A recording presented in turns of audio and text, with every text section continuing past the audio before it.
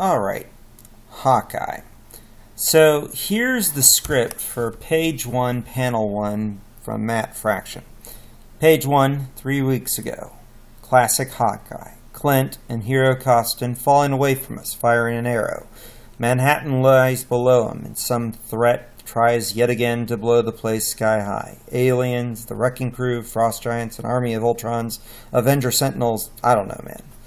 So we start with the most classic Hawkeye image that has been conceived to date. So classic, in fact, it's sort of the only shot poor Clint rated in the new Avengers trailer. Falling, face up, firing. Maybe he fired a couple arrows and reloads another. Whatever strobe effects you want to play with, David, are always welcome. Anyways, beneath him awaits the streets. Some cars on fire, some crushed by rubble strewn everywhere. People flee. Maybe we glimpse another Avengers in the frame, flying through, swinging through, whatever. Or maybe not.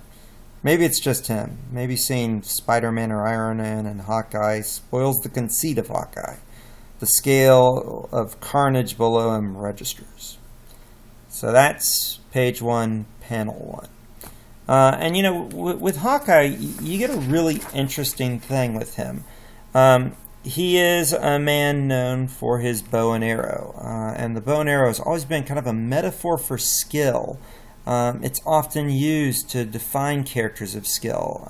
We can see that in the Lord of the Rings films, where the elven archer is considered ungodly powerful and, you know, this otherworldly presence of skill. It also, of course, brings up ideas of Robin Hood, and Robin Hood is a perfect thing for Clint Barton. He's a character that, in Robin Hood, you got somebody with a tragic origin often. You've got a character with an arch nemesis, with a secret base, with sidekicks, with real problems with authority. Somebody who steals from the rich to give to the poor, and even from the first issue, you can see that the relationships between rich and poor, the kind of economy of the lower class, is a major part of this. And that we just have him as just a normal, regular guy.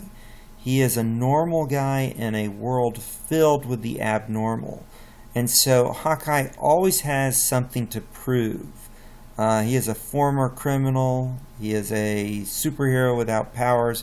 So his sense of identity is going to be a strong part of this. In fact, I'm pretty sure in this first issue, outside of calling it a Hawkeye adventure, I don't think he's ever called Hawkeye in this. I think he's only referred to as Clint. And then, of course, we have the fact that we start it with this big, gigantic, super typical action moment and followed up with a crash. And so followed up and undercut it with just how vulnerable this character really is. And so this book always kind of has this sense of style to it, where we know from the beginning this is not the typical superhero adventure. It's just not going to be. It's also has this really wonderful imagery here. Matt Fraction said that he wrote this the day that his dog actually passed away. His dog had died, and in a moment of sadness and frustration, he wrote this script, and he wrote this entire script for this issue in one night. And yeah, you could argue that a hurt, wounded dog is a cheap hook to get us into a story. But man, this tells us so much about Clint. His willingness of what is he willing to do to help somebody. That it's a matter of an underdog. And that in many ways, Clint is just as much a mutt. He's just as much of an underdog as the dog itself is. And I think that that's just a wonderful metaphor for this character and just how he kind of works. This is also a good book for just getting a sense of how the design elements are going to work. How is this book going to show us like how these guys as artists kind of work? And so you've got these moments, especially in this type of thing, where there's this really strong line of composition. The strong line going across the page with the honk, this guy's eyes meeting all the way through this, all the way down into this position, kind of following us, making us lead where we're going. Here it turns back and goes this direction. Even on the next part of the page, you can still see it here, or we're moving past this over into this place. There's a really strong design element to it, and I think that's part of it is working with David Oz, this wonderfully awesome artist who's really in his element. There's also just a number of wonderful little metaphors.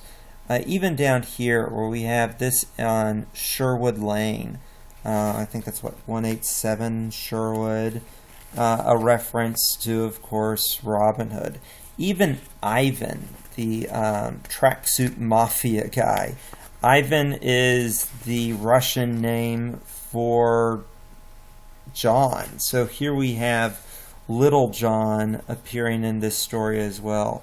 There's a number of little tiny references to the Robin Hood mythos as he fights the rich and tries to serve the poor. And we also have a lot of this type of stuff. Lots of elements of trying to show the passage of time. These type things here. Similar effect was used in The Watchmen. And with both of this, without having some sense of then or now, these kind of jumps and shifts in time as we're kind of watching it bump through time, going backwards and forwards, it puts a lot of trust on the reader. It says you're smart enough to figure out what's going on and where we are in the narrative. And it also expresses this idea of shifting between him, the changes in him. How is this story going to affect him over time is directly put into it. Also, we have a little bit of action. This is not as action-packed as other Marvel comics would be, but it does have some action in it, and I like the way it uses action. On this page, it does everything to restrain itself. The idea of noticing the small actions, noticing the little things, kind of prepping itself for the chaos. And I love these little bitty things where we see one action drawn out as we can kind of see it happening. You get kind of the overview of it, and then you got the small individual moments as well. And it's all this great movement. David Oz is really clever when it comes to how to show a page just work as it goes through this motion. Back down over here and then down into this. And you can see this replicated. These kind of lines. He clearly thinks in terms of geometric shape. How is the eye going to watch the page move? And as we look into other issues, we'll see this continue and continue as he really wants us to see how the page is going to move and how we're supposed to look at it. That's one of the reasons why this book is so good, is that the two of these guys work so well together. And I really like this first issue. I think it's very strong. And I think even down to just the name of this dog is important. The dog's name is Arrow. The dog's name is Lucky. And the dog's name is Pizza Dog. And right there, a combination of skill, luck, and kind of lower class situations. This man is not refined. He is not a guy to go out and get champagne. He's a guy to get like old pizza. He is a common and yet also superhero. And there's also just something about this that has a kind of interesting old-fashioned feel to it. It feels very retro.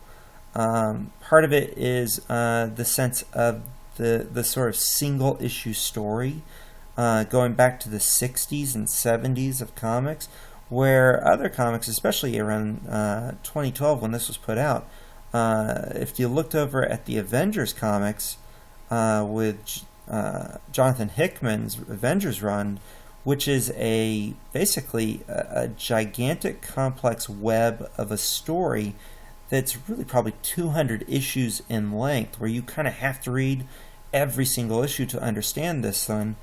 With Hawkeye, no. It's one issue that can be read kind of independently.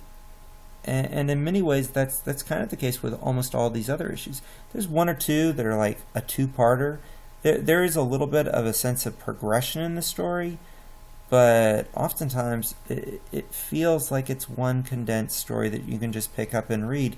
There's something very like light and enjoyable about that. And then, of course, we also just have this wonderful last image of these two characters and just how connected they are, that they are both scarred and flawed characters who are ultimately very likable.